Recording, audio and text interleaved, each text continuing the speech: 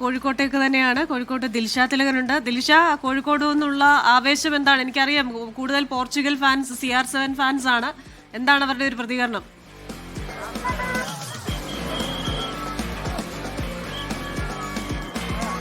തീർച്ചയായിട്ടും ദിൽന, വലിയ ആവേശത്തിൽ തന്നെയാണ്. അത് പടക്കമൊക്കെ പൊട്ടിച്ച് ആഘോഷിക്കുകയാണ്. നമ്മൾ നേരത്തെ കഴിഞ്ഞ മിനിറ്റുകളെല്ലാം നമ്മൾ കണ്ടതാണ്.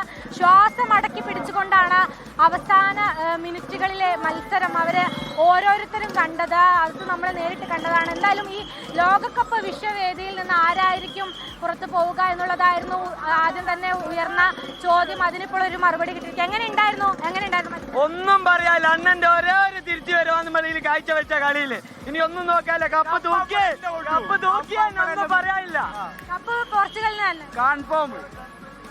എന്തായാലും പോർച്ചുഗൽ ഫാൻസിനെ സംബന്ധിച്ച് പറയുകയാണെങ്കിൽ വലിയ ആവേശത്തിൽ തന്നെയാണ്. എന്നാൽ ക്രൊയേഷ്യ ഫാൻസിനെ സംബന്ധിച്ച് നമുക്കറിയാം വലിയ നിരാശ തന്നെയാണ്. ലൂക്ക മോഡ്രിച്ച് എന്ന ക്രൊയേഷ്യയുടെ പടനായകൻ, അദ്ദേഹത്തിന്റെ അവസാന വേൾഡ് കപ്പ് കൂടിയായിരുന്നു. അദ്ദേഹം ഈ വിശ്വവേദിയിൽ ഇനി ഉണ്ടാകില്ല എന്നുള്ളത് വലിയ വേദന തന്നെയാണ്. എന്നാൽ പോലും ഇവിടുന്ന് ആരാധകർ പറയുന്ന ഒരു കാര്യമുണ്ട്, ചില ലെജൻസിനെ അവർ ലെജൻഡാണ് എന്ന് തെളിയിക്കാൻ ഒരു കപ്പിന്റെ ആവശ്യമില്ല എന്നുള്ളതാണ്. ചേട്ടാ, എങ്ങനെ ഉണ്ടായിരുന്നു കളി? എങ്ങനെ ഉണ്ടായിരുന്നു? കളി നല്ല കളിയായിരുന്നു. എല്ലാവർക്കും കാണികൾക്കെല്ലാം ആവേശകരമായി രോമാഞ്ചം വിളിക്കുന്ന കളിയായിരുന്നു. പക്ഷെ റൊണാൾഡോനെ മാറ്റിയപ്പോൾ കളിന്റെ ഗതി ആകെ മറിഞ്ഞു. നിങ്ങൾ കണ്ടില്ലേ, ലാസ്റ്റ് റൊണാൾഡോ മാറ്റിയപ്പോൾ കളി ആകെ മറിഞ്ഞു. അതാണ് സംഭവിച്ചത്. എന്തായാലും പ്രീ ക്വാർട്ടറിലേക്ക് കടന്നു. അതെ. പോർച്ചുഗൽ ഫാൻ അല്ല, ഞാൻ ബ്രസീൽ ഫാനാണ്. ബ്രസീൽ ഫാൻസും ഉണ്ട്. എന്തായാലും വലിയ ആവേശം തന്നെയാണ്. എങ്ങനെ ഉണ്ടായിരുന്നു കളി? എങ്ങനെ ഉണ്ടായിരുന്നു? നല്ല കളിയായിരുന്നു. അത് കംബാക്ക്, CR7ന്റെ കംബാക്ക് തന്നെയാണ്. നല്ലൊരു കളി തന്നെയായിരുന്നു. എങ്ങനെ ഉണ്ടായിരുന്നു കളി? എങ്ങനെ ഉണ്ടായിരുന്നു? അടിപൊളി കളിയായിരുന്നു. ഒരു രക്ഷയില്ല. നമ്മള് ക്രൊയേഷ്യ ഫാൻസിനെ ഒന്നും കാണുന്നില്ല. മുഴുവൻ പോർച്ചുഗൽ ഫാൻസ് തന്നെയാണ്. അവിടെ വലിയ രീതിയിലുള്ള ആഘോഷം അവിടെ നടക്കുന്നുണ്ട്.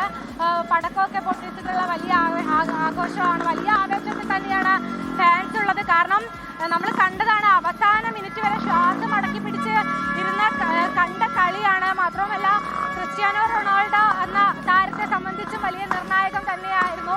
അതുകൊണ്ട് തന്നെ ഫാൻസ് എല്ലാവരും വളരെയധികം ശ്വാസം അടക്കി പിടിച്ച് ആണ് ഈ അവസാന മിനിറ്റുകളിലടക്കം കണ്ടത്. വലിയ ആവേശം നിറഞ്ഞ പോരാട്ടം തന്നെയായിരുന്നു എന്ന് തന്നെ പറയാം. എങ്ങനെ ഉണ്ടായിരുന്നു കളി?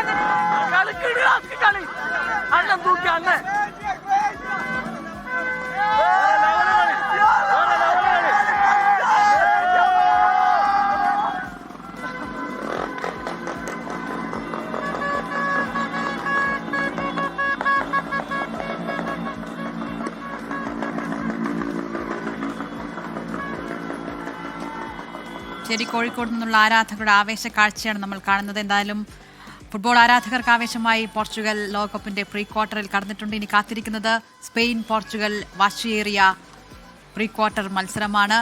വലിയൊരു തിരിച്ചുവരവ് ഇന്ന് ടൊറന്റോയിൽ കണ്ടു. ഒരു ഗോളിന് പിന്നിട്ട് നിന്ന ശേഷമാണ് 2-1 ക്രൊയേഷ്യയെ പോർച്ചുഗൽ തോൽപ്പിച്ചത്.